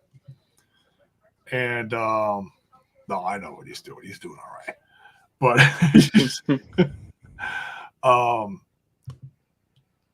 but yeah, it just to wrap that up, it's I can't wait for that championship match. And yeah, I'm not going to be shocked if Macklin does do something during it, but I could see Macklin becoming champ before Swan. Maybe that's because how they're grooming Macklin. To be waiting in the wings to be champ. So I can see him, like when him and Josh finally do meet. I can see him beating Josh, but I don't think, as good as Swan is, I don't think they're gonna let him beat Josh. I think Josh is, he's this company's Roman, if you will. Like, he's holding that motherfucker for a long time. It's how many days has it been up until this point? Oh, I couldn't even tell you. It's been a long time. Somebody in the chat will correct us, but I don't know. I don't see him losing it here. Swan is the man. It's not. I honestly don't know who's gonna dethrone him. I don't think Macklin is ready for it. I think Macklin. I agree with you that in the future, totally champion potential, but Josh is on top and he's staying there for the foreseeable future. Yeah, I definitely agree with that. Bonus baby in the chat. They have really set the Josh Kushida up with the story that doesn't need the title, so Impact and New Japan show won't be affected. Sorry, I was just distracted by something. Sorry. What are you doing over there, J-Bone? You texting? Sorry. Falling asleep on me? No. No, I'm good. Bully Ray should have been Impact's world champion. He was. He had his big run. What are you talking about? Yeah, he's boys with Hogan. Back in the day, man. Back in the good old days. All right, let's continue here. We get next match, Cody and the Design Squad with Callihan versus Uemura and Frankie Kazarian. Hey, your Japanese is getting pretty good there, Kyle. I'm not you. I'm not you, J-Bone. I'm not you. I get respect when I go into Japanese restaurants. And we all know about you in the Mexican restaurant, what happened with Trent. I'm not you. I'm not an uncultured swine like you, J-Bone. But talk to me about this match, J-Bone. Yeah, screw you, J-Bone. Humble Beast. Talk to me about this match. Yeah. This was a good match. Yuya, I'm not gonna try to say the whole name because I'll butcher it, but Yuya, he's a great talent, man. I really like him. He's really good in the ring. But shoot, I lost my train of thought. Who was there fighting? Yuya and who? We had Cody Deaner Cass. with the design squad. Oh. Cody and Callihan with the design going up against Uemura and Frankie Kazarian. Oh, okay, I got you. Yeah. So like I was saying, yeah, Yuya is good. Frankie always brings it. But I don't know this. Yeah. TNA legend. What do you think of the design? The design, I don't know where this storyline is going. I don't know. I'm thinking like everyone else, Sammy is going to turn in the end, but I don't know how it's going to pull off or whatever, But I do like. I'm just curious about it. I'm just trying to see how this is going to turn out. I know one thing. Khan, who Bison had on the station a few weeks ago, that's a big dude. He's more. To me, he's more intimidating than Joe was. Joe Doran. Khan is a huge dude. I would hate that. You know what? Yeah. I disagree with that because Really? Joe Doring looked like out of a horror movie. Like that guy will hurt you. Like that look in his eyes, man. And since we're on the subject, again, just positive vibes. Get well soon to Joe. This battle right now, sending all love and prayers. Oh yeah. Yeah. But I'm liking what Dina is doing. Since Eric has left, I'm liking what Dina is doing, and it's good. I'm just waiting to see what the outcome is going to be. So that's what I'm waiting for. And Sammy, he for some reason I got Bam Bam Bigelow vibe. Sammy done gained a little weight, got the tattoos, the bald head. I don't know. But I mean, it's not too far from that as far as a modern day version goes. But man, I like Sammy with the shaved head because it reminds me of Sammy versus Pentagon. That was such a cool time. Mm-hmm. I like seeing him out there. But this storyline, J-Bone, where are they going with this? Sammy, the design, the steps. So what is going on here? He's got two more deadly steps left. Yeah, well, they left him in the ring because of to teach him a lesson about loyalty. Yeah. Well, Cody left him hanging on the tag, and then Frankie ends up tapping him out. But I don't. Where are they going with this? Forget the actual match. What's going on with Sammy and the design? What are the next two deadly steps? What is the end game here? What is going on? The end game is Callihan's going to kill them all, but they're trying to see if he's worthy, and so far, he's proven them wrong. He's proven them wrong. He's above all of them. This is the death machine, Sami Callihan. Nothing against the design and Cody. I know he murdered Eric Young on the TV show, but dude, Sami fucking Callihan. It is. It's a good story though, and it's honestly, I'm loving what they're doing with Diener. Diener is, and I've been saying this for a while, Diener's very underrated. Some people look at him and be like, oh, he's a jobber. Oh man, he's a veteran, and he's done goofy stuff. Diener is slowly becoming what Eric Young was worth to Impact Wrestling, and that's the highest. And he's good at it, man. He's got those crazy eyes looking into the camera. He really comes off like a crazy cult leader type dude. But I think at the end of the day, Sami Callihan isn't bowing down to anybody. Sammy ain't taking orders from anybody. When it comes down to it, I do agree. He's gonna kick all their asses, but is he gonna do it alone, or are we gonna get to know some more people? Sammy got his own crew in the back. What's gonna happen? I can't wait to see. I think that is something that is eventually gonna happen, and I can't wait to see it too. I don't know if Sammy is gonna do that, then I certainly hope he does it soon because we know how Sammy is with a crew of people. He was great with OVE and others, certainly. Great as the singer of Hemi. He did take over the band Hemi. Did you ever see that live? Did they ever make any music, or was that just J-Bone, you didn't get the album? He did a tour with Hemi without Trent. You weren't paying attention to that? Well, I actually heard that Trent was like the guy sitting off the side of the stage, and Trent was the guy who like set everything up. It was very, very humiliating for Trent became the roadie of the band. Sammy took all Trent's groupies. That's what happened. Poor Trent. Poor Trent. He went from performing at an Impact show to getting his band taken. Getting his band cucked by Sami Callihan. Sad. Poor kid. Sad. Poor kid. Yeah. But what's Trent doing nowadays? Trent is on a flight on his way to Germany right now to see Manowar in concert. That's what he's doing.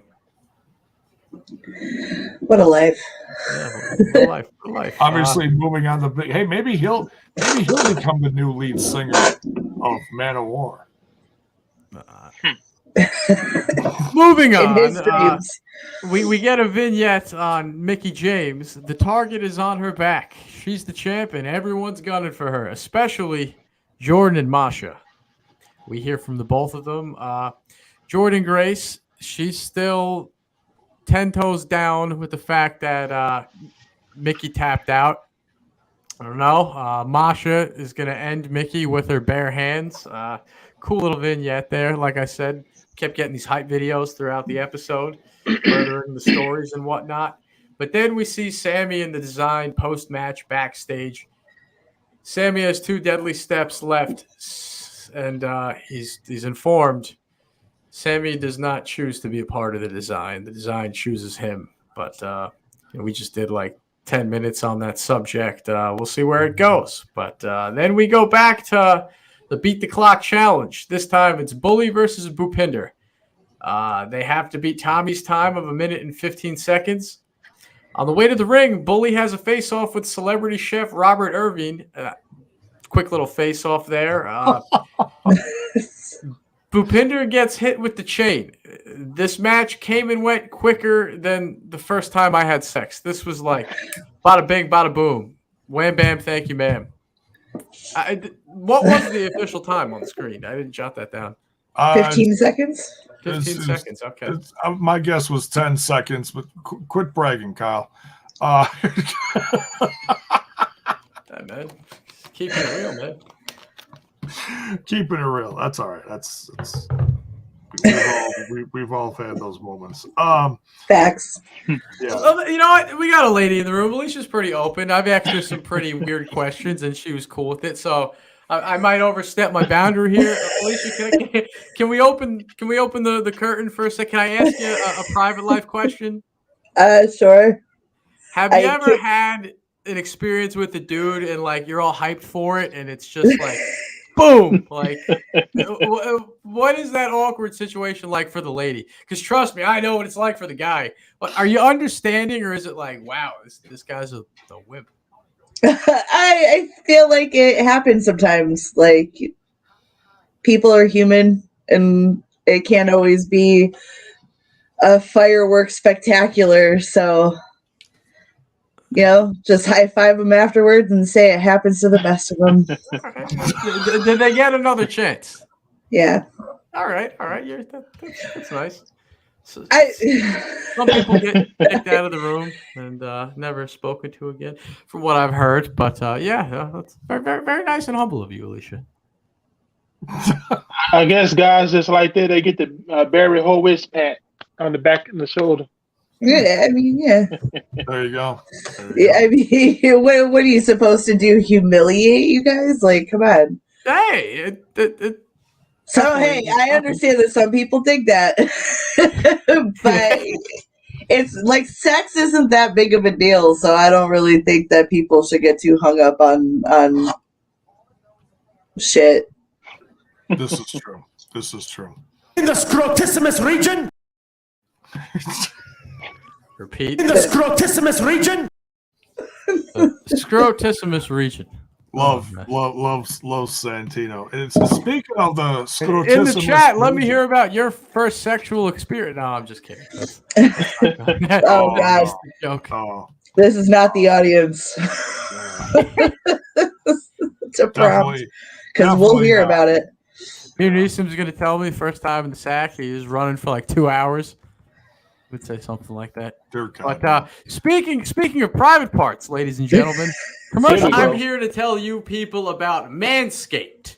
See, when you're a card-carrying member of the Peanut Club, presentation is everything. In my opinion, with a clean shave, you can turn that cocktail Frank into bun length. That's right, folks. Kiss your Vienna sausage goodbye and upgrade your grooming habits with Manscaped. And guess what, folks? We got a special deal for the TNI fam. Get 20% off and free shipping when you use our promo code TNI at manscaped.com. That's right, folks. 20% off and free shipping when you use our promo code TNI at manscaped.com. Unlock your confidence and always use the right tools for the job with Manscaped. Couldn't have said it better. Thank you, Here, Kyle. ladies and gentlemen, I have my shed. That's right. I have the shed for my equipment sent to me from the fine folks at Impact. I just said Impact. No, well, you know what? There was Manscaped commercials during the show tonight with Pete Davidson. Yeah, it was. It was. The fine folks at Manscaped, they sent me the shed. Pete Davidson to Impact Wrestling confirmed. Here, J Bone. Here's my official Manscaped razor right there. I've got Humble Beast has the tools too. Oh, what you got? Oh, Humble Beast. And Humble Beast used his promo code TNI and got 20% off and free shipping. There you go. That's all I got for the nose hairs. You know, try this stuff out. Put it in your. Oh, Just jam it up in there. I was It gonna really say, works. I was gonna say you should put it in your ear and see if you find anything. You know what? While we're here on the show, J-Bone, you can continue with the review. I'm gonna test out some products here. Oh, jeez. That's what we do. You know what? I'm not gonna make a mess on the floor here. So let me just put something down to catch the shrapnel. No. Oh, I was wondering where the old T-shirt went. There we go. All right. This is terrible. Stop. Right. Continue, Jeb. Continue. Who booked this? Who booked? I want a refund. What's happening here? Hey, I'm a satisfied customer. All right, so I would never promote anything to the audience that I don't believe in or use myself. Do we need the demonstration? See, this is one of those things where you should have like a peach and like the tool to be like, look how gentle it is. There's no yes. Humble There's Beast, no I'm mix. putting your initials But instead, you sexy. this is not things you do amongst friends, Kyle. We're not friends. We're TNI fam. Here we have the crop reviver. Got the crop reviver. Oh, that is something I do use on a regular basis. Yes. Oh, I'm smelling good now. There you go. I'm ready for Boy Scouts, baby. We got the crop preserve ball deodorant, even a ball deodorant. J-Bone, what do you think of the ball deodorant? It's tremendous. Now, although you don't have balls, did you try out the ball deodorant? I did. Because it's called the ball deodorant, but it is for everybody. For sensitive areas. There it is. Gotta keep it fresh. Keeps it fresh and less nicks. Can't beat it. Smells great. Minty fresh. Minty fresh. Yeah, that's exactly. Did you say minty I actually really like the underwear we got in the Manscaped kit. Oh, I love those are my favorites to wear under dresses. and the commercial that we saw, I don't know if everyone saw the same commercial that I did. There was the underwear commercial from Manscaped. It was amazing. Yeah, I saw that. Mm-hmm. Yeah. I don't see commercials. So my Taya micro brawler is in my shed. I don't know how that got in there. That's a little weird. That's a little weird, Kyle. I keep it in my shed is my business. So less nicks for men and women. Get you 20% off and free shipping with promo code TNI. All right. J-Bone, it's not all, this is a multifunctional razor. It's got a flashlight. Downstairs, but you can go upstairs too when you're done with it, It's my beard trimmer. They just came out with a beard trimmer. Yeah. Manscaped. What I use, it's great for everything. You know, washes clean, works. It does the trick. Exactly. Hell yeah, it does. 20% off, promo code TNI, and free shipping, baby. All right, let's continue here. All right, so then, I'm freshly groomed. I'm all good. I smell good. I'm ready to go. Tell your girlfriend we'll be done in 5 minutes. So, 5 minutes. This is. Oh, never mind. Sorry. Generous. Yeah. Quite generous. So Bhupinder's feeling bad after losing to Bully Ray in like 10 seconds or whatever it was. He feels like he let Tommy Dreamer down. And this is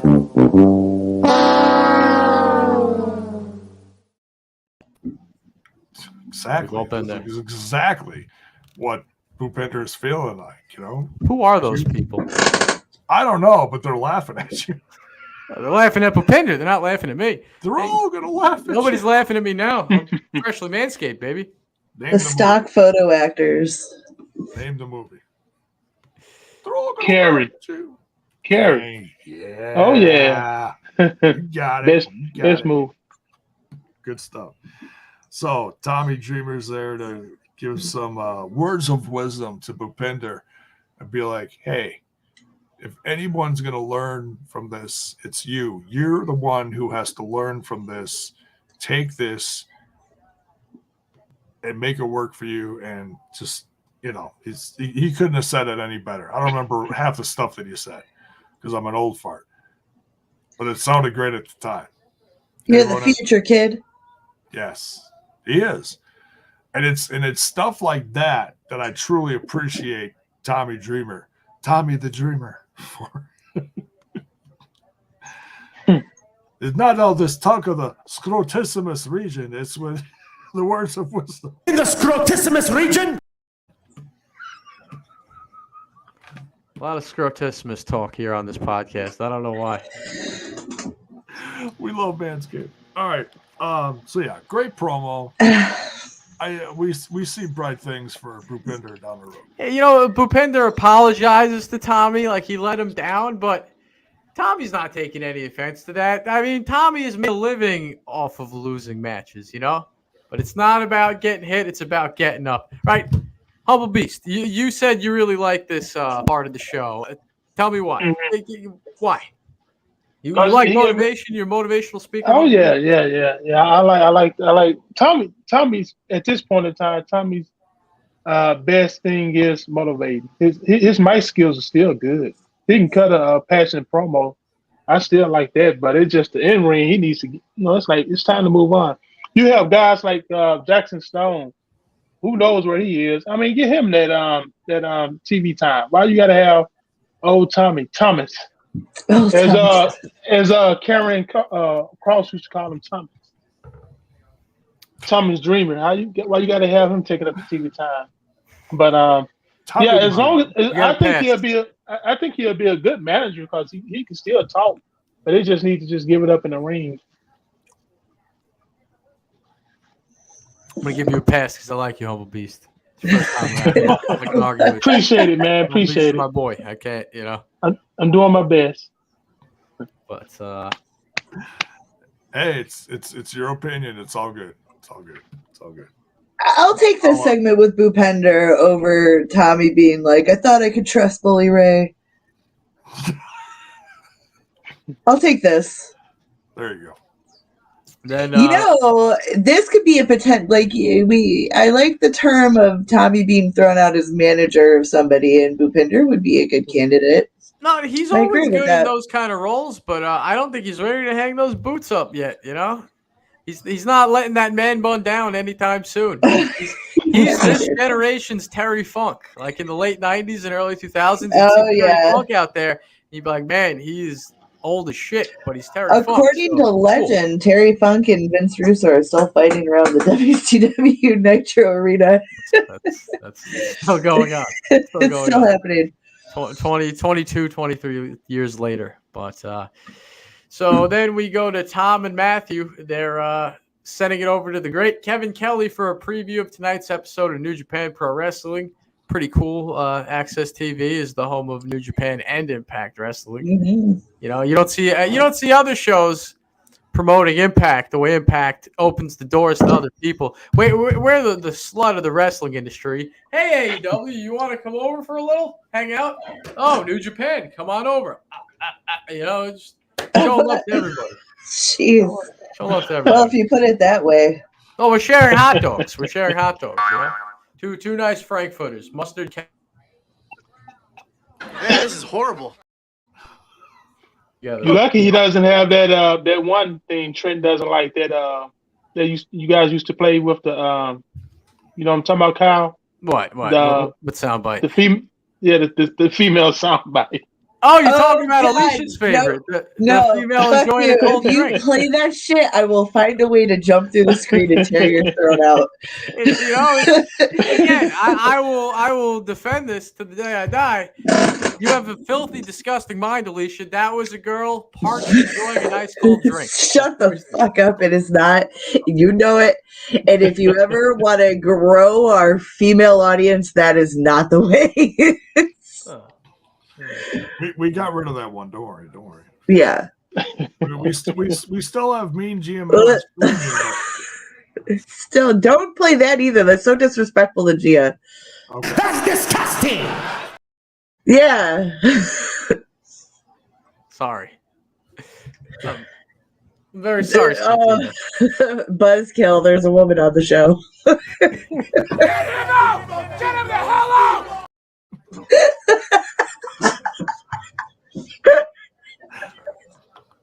That's right. I'm barely even a man. I'm hung like a peanut compared to that guy. That's not funny, J-Bone. Don't click that. I told you.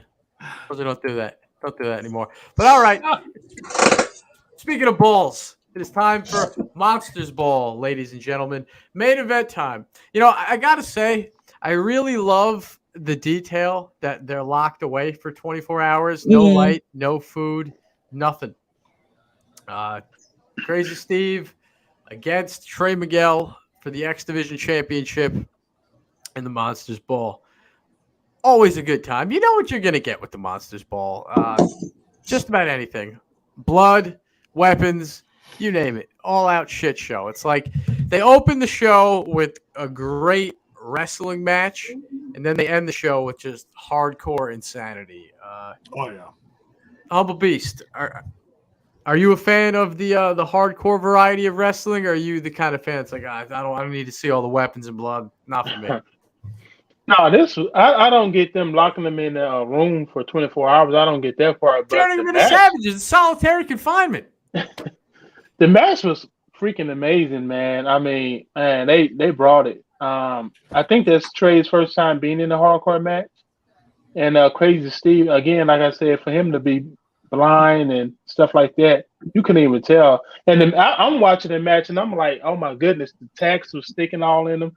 That was a main event match also for me. It was really, really good, and I almost thought Crazy Steve was gonna pull it off. Really good match by both competitors. Well, I didn't think Crazy Steve was gonna win because they went out of their way to tell you, oh, Crazy Steve is going to leave Trey Miguel alone after this match. Whether he wins or loses, Trey Miguel's not going to forget Crazy Steve. So they kind of like, to me, they don't say that for no reason. Like Crazy Steve is going to lose this match, but he's gonna damage Trey Miguel. Agreed. J-Bone.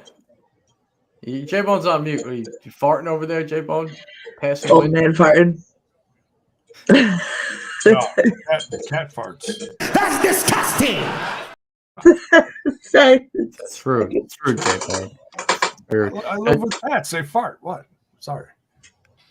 But yeah, this was an amazing main event. The fact that so the funniest part going into this, they pull him out of the room, and of course Trey Miguel's like, he's blinded, and here's the little wink at Crazy Steve because he's legally blind. It's like, okay, so he didn't have food, he didn't have water. The fact that he's in the dark, he's already legally blind. So It's like fucking Daredevil. His other senses have gotten stronger.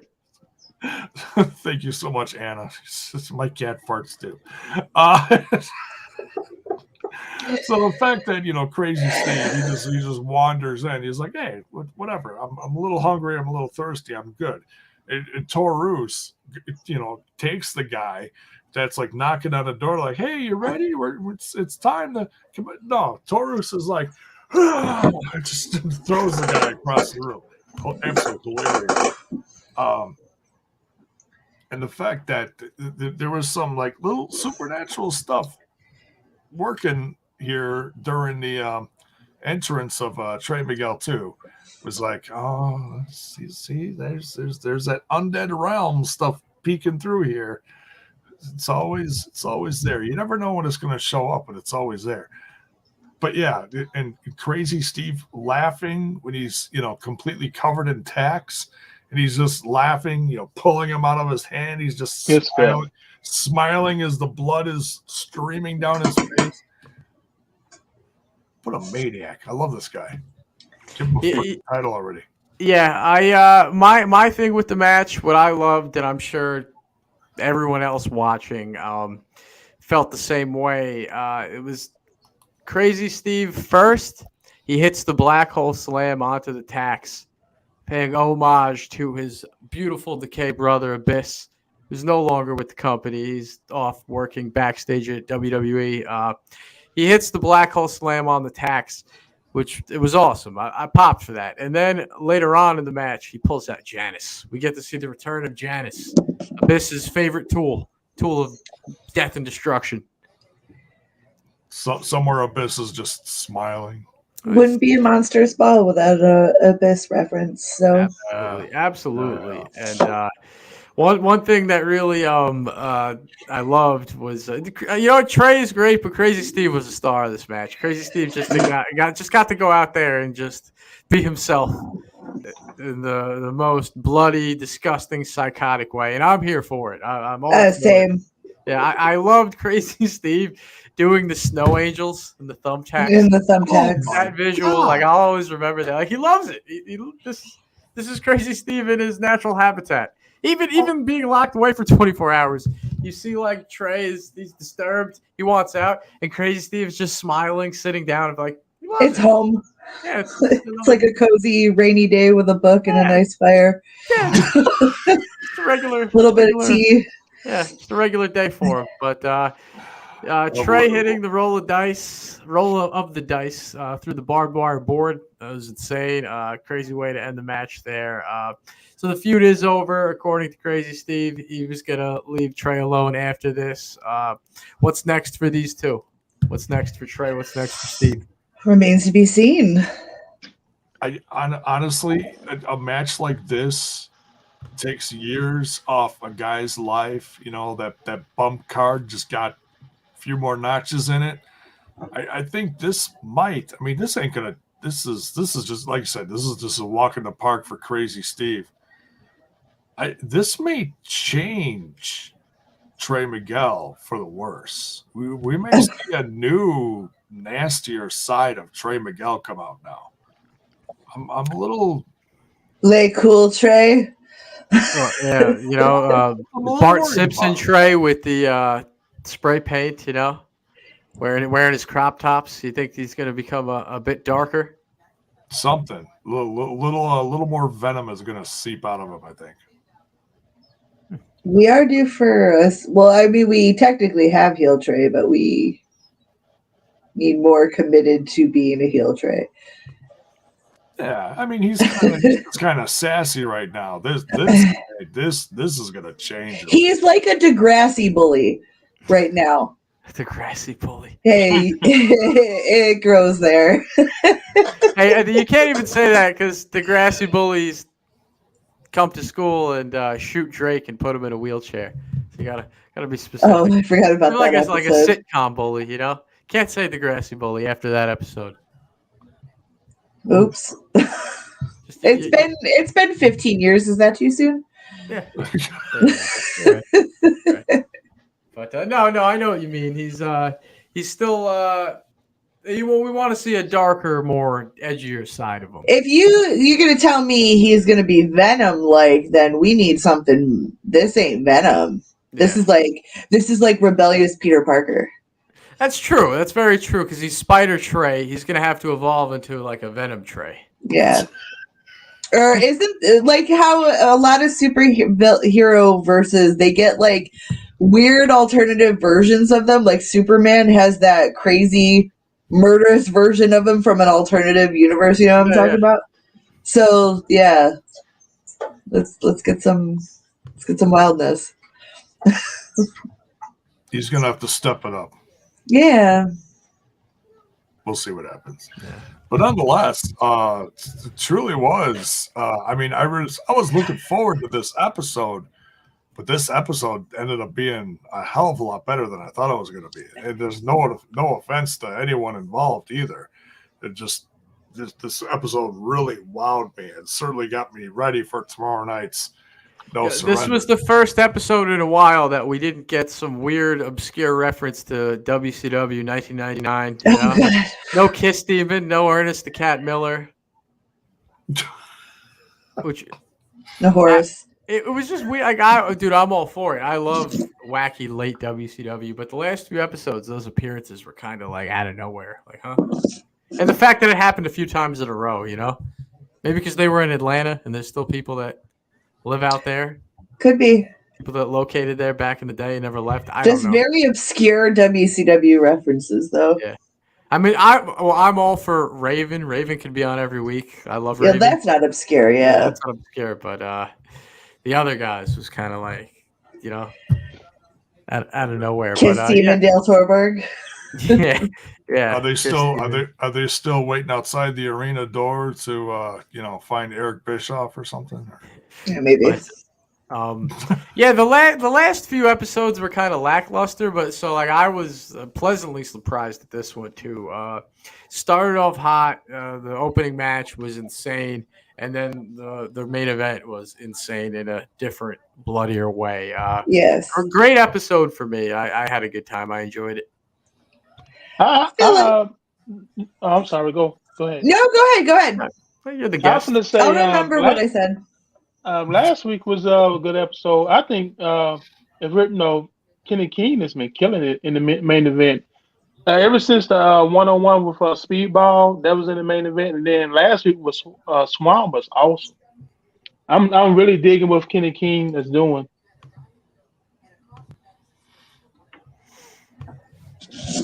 J-Bone, you awake? Yeah, I'm still awake. How'd you feel about this episode, J-Bone? Oh, I loved it top to bottom. Yeah, we got a lot more bang for our buck. Pardon the. My only takeaway is I wanted some PCO. I'm a big mark for the PCO character. Well, that was last week. You gotta watch last week because this is. I watched last week, but I wanted him this week too. Every week. Well, you're definitely gonna see him tomorrow night. He's in that fatal 4-way for the #1 contenders match. Real quick, J-Bone, you want to run down tomorrow's card? We don't got to do predictions and all that, but just hit us with the card, and then we'll get out of here. Yes, let's bring it up here on the old Impact Wrestling.com. But while you're doing that, Alicia, tell us your takeaways. So I was just gonna say that the show I was just did a good job of building the anticipation for tomorrow's event. So, good job. Alicia, I wasn't skipping over you. I was just telling J-Bone to pull the card up. I'm not offended. I'm good.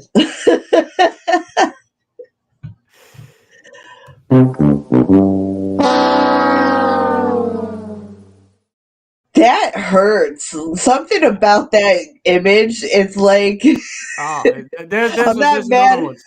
It makes me feel. Oh, my childhood's coming back to haunt me. See, so a lot of the sound bites, they're funny a few times, then like they're played out, or like that wrestler's not here anymore. But the stock people and these are keepers. Those will be around for forever.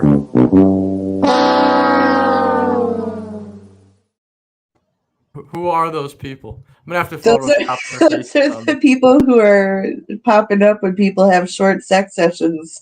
It's like what you guys were talking about earlier with like finishing quick or whatever. I don't remember. In the scrotissimus region.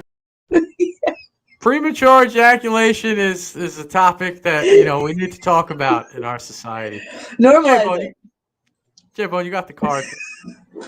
I gotta cut off the love line talk because I'm a sick bastard. I'll just keep going.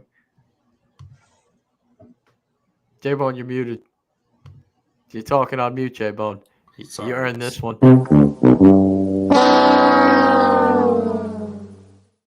Damn. Well, damn. Thank you. All right. The card for tomorrow night. We got the countdown to no surrender. We got Giselle Shaw and Deonna Purrazzo kicking it off in a great knockouts match. And we also got, well, thank you, Oreo, for popping in here. We also have Mike Bailey. You like some Mike Bailey there, Oreo? Yeah? Now she goes quiet. Jeez Louise. Jonathan Gresham versus Mike Bailey, which is sure to be one of the best matches of the evening. We also have, this is not going to be one of my favorite segments of the night, but hey, to each their own. We're going to have a live Busted Open segment with Bully Ray and Tommy Dreamer with Dave LaGreca as the moderator, so to speak. I'm all for it, man. I'm all for it. I'm all for my veterans. And Busted Open has been around for like over 10 years, and nobody's put them on TV. I'm a geek for radio shows. I'm all for it. Let LaGreca get his moment in the ring. I do love me some Dave LaGreca. So hopefully he doesn't end up in a through a table or something in the process. I sat with LaGreca at a WWE house show. I won tickets from Busted Open. Good time. I met him at All In. Nice guy. All right. So Khan with the design versus Frankie Kazarian, two veterans. Can't wait for this one. We got the Death Dolls defending their Knockouts World Tag Team Championship versus the Hex. No Sinister Minister on the poster here. We'll see if he's there. I'm sure he'll be lurking somewhere. Joe Hendry in a dot combat match defending his Digital Media Championship against Moose. I'm sure Bill's going to be front row for that one. Steve Macklin, Brian Myers, Heath, and PCO in a 4-way #1 contenders match for the World Championship. That one's going to be just nuts. I can't wait for that. We have the Bullet Club represented by Chris Bay, Ace Austin, and folks, I can't believe we're getting this. Kenta is going to be with them versus the Time Machine, Motor City Machine Guns, and Kushida. Shut up and take my money. We got the Knockouts World Championship on the line here. Mickey James defending against Masha Slamovich. And my money's on Hardcore Country. Good for you, Kyle. This dream match is going to be nuts. All right, then we have an epic main event for the Impact World title. Rich Swann going after the Impact World Championship, defended by none other than Josh Alexander. That is the card for tomorrow night. It's going to be a banger. Bill is going to be there. Bill is on his way there right now. He was going to call into the show, but he said he wasn't going to land till like 3 o'clock in the morning. And knowing some of our history, there was potential for him to make it because we would still be going till 3 o'clock in the morning. But it's not. But some of us have to work in the morning. Yeah. Not without my husband Trent. What? But so what are the plans for tomorrow? You guys going live with it. Alicia, you and Stefan grabbing some snacks. Gonna watch the show. Yeah, probably. Now, do you have wrestling friends, Alicia? Like, do you have like a group you get together with, or like, are you just like the wrestling weirdos in a group of friends? I always ask you No, this, 'cause it's always one or the other. So when we're watching at home, we sometimes have people over. It's more when we go to live shows, we tend to recruit people. Okay, all right. And we take our friends to death matches. How's the XPW Nice. trip been? I see you made it the last one. Yeah. I feel like as each show progresses, it gets a little bigger and a little more smoothed out. They're just trying to find their niche with the Jersey crowd. It's a hard sector to break into from what I've learned. So, I don't know. It seems pretty good so far. So, I'm going to the next one in March. So, should be fun. J-Bone, you having some snacks tomorrow? You ready for the show? If I get to work safely and back from work safely, absolutely. Why I'm would you definitely say going to something pick like up that, some stuff. J-Bone? Jeez, yeah, make me worried. We just I'm got worried sick over here. Humble Beast, you gonna watch No Surrender tomorrow night? No, what time it come on around about 7? Yeah, I believe Yeah, so. I plan on watching it. I plan on watching it and just chilling out watching it. And by the way, I had a really good time tonight with you guys. I thank you guys for allowing me to come on and share the, talk about Impact, and it's been a blast. And I'll continue to support you guys, man. And it's just a good night. I just really appreciate it. Well, yeah, Well, thank you for appreciate joining us. Yeah, we appreciate it. Love the company. Yeah, you've always supported. You're wearing one of our T-shirts right now, for crying out loud. You deserve it. Yeah, You've been the a door is follower always for open for you. You've been a follower for a long time, bro. So yeah, we appreciate. Let's get a please come back chant in the chat. What? For Humble Beast. If you please come back. If you guys have me, I'll be glad to come back. Anytime you guys want to have me on, it's an honor, man. I mean, I don't take this for granted. You know what I'm saying? So, and by the way, I have I'll be going to another independent show in March. So I'll definitely be sporting this shirt here. So I'll take a picture and post it. Humble Beast, forget wrestling for a second. I'm gonna go back to No Surrender in a minute, but can I tell the people what you and your family are doing? Can I bring that up? That's the coolest thing ever. All right, go ahead. Humble Beast and his family are doing something that all families dream of. Alicia, do you want to know what they're doing? Yeah. They got a call back to be on Family Feud. Humble Beast and his family. That's awesome. That's so cool. I love Family Feud. Yeah. How long did you wait for to get that call? Like, tell me, how do you sign up for Family Feud? Give me the rundown here. Well, all right. So, I guess this was a couple of years ago. For some reason, we're talking years. Yeah, it was a couple of years ago. Well, Louis Anderson was still the host. No, it was probably about 20. Steve Harvey, whatever. Steve Harvey. Yeah, it was Steve Harvey. And so it just came to my mind out of nowhere. So I looked up what we had to do, and we, me and my family, we shot a video and everything of us, going through the paperwork and all that stuff. And we sitting in, and then I guess I don't know how long it was. Then somebody reached out to us, and then we did an audition on the Zoom, as if we was on Family Feud. And then we had to wait again for quite a while. That's when probably 2 years later.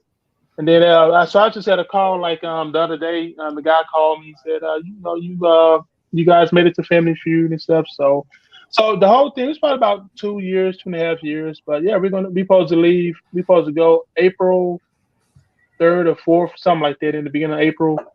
And then they're going to pay for our flight, pay for the hotel. Everything is going to be paid. And then we're just going to try to, hopefully we can get Cass to be on there. So that's the gist of it. So if we do actually get to be on there, then definitely let you guys know and look out for that. So it's not totally guaranteed. You're just making it to the next step of. Well, see that part I didn't understand. They're saying we're going to be on there, but okay. But it's like he said, they're overbooked with other families. So I don't know. I mean, because we have to meet. We have to talk with one of the producers in a few days, and he's going to tell us what we need to do. I guess to make sure we get on the show. So I didn't. That part I didn't really understand because it's like you flying us out or whatever. So I don't know. So, but I think we're supposed to be on there. I guess. I don't know how this part is going to work. Well, we're TNI fam. Can we try out as TNI fam? You know, J-Bone. Can we go up against the Beast family? I don't know if they'd want us on there, man. I mean, we might shut down a network or something. It's I always wanted to be on Double Dare, but that's not around anymore. So Family Feud it's right there. It's right there. Yeah, all you got to do is just look up the qualifications. I mean, it wasn't nothing hard. It just, but they're looking for us energy and having fun. So that's what we did in our audition. They're basically saying bring their same energy there when they fly us in, and So I'm very excited about it. I'm looking to win some money, man. I need some money. Look, just remember when you're out there, Humble Beast, don't even think about winning. You know what you got to think about? All those viral clips that always go around. You got to say or do something really funny, and oh my goodness, you got to go viral. Believe it or not, we're known for doing something stupid in public. Somebody knocking over something or breaking something. Real stuff. And my family, I think they're in the chat. They agree. We always we always doing something crazy. So. Nice. That's hysterical, man. But well, keep us informed. We hope to see you on there. Yeah, good. All right. Yeah, good for you guys. Good luck. But so tomorrow night, No Surrender. J-Bone, is there going to be a review? There's going to be what's the plan here with the TNI network? Because I know nothing. We should be covering it live following. I don't know who's all going to be on, but yeah. Cool. Yeah, so Bill will be there in person. I guess you guys, that's down to J-Bone and Alicia for the review. I'll try to get on, but maybe Mark will jump on. I don't know. We'll see. We'll talk about it in the Discord. We'll play it by ear.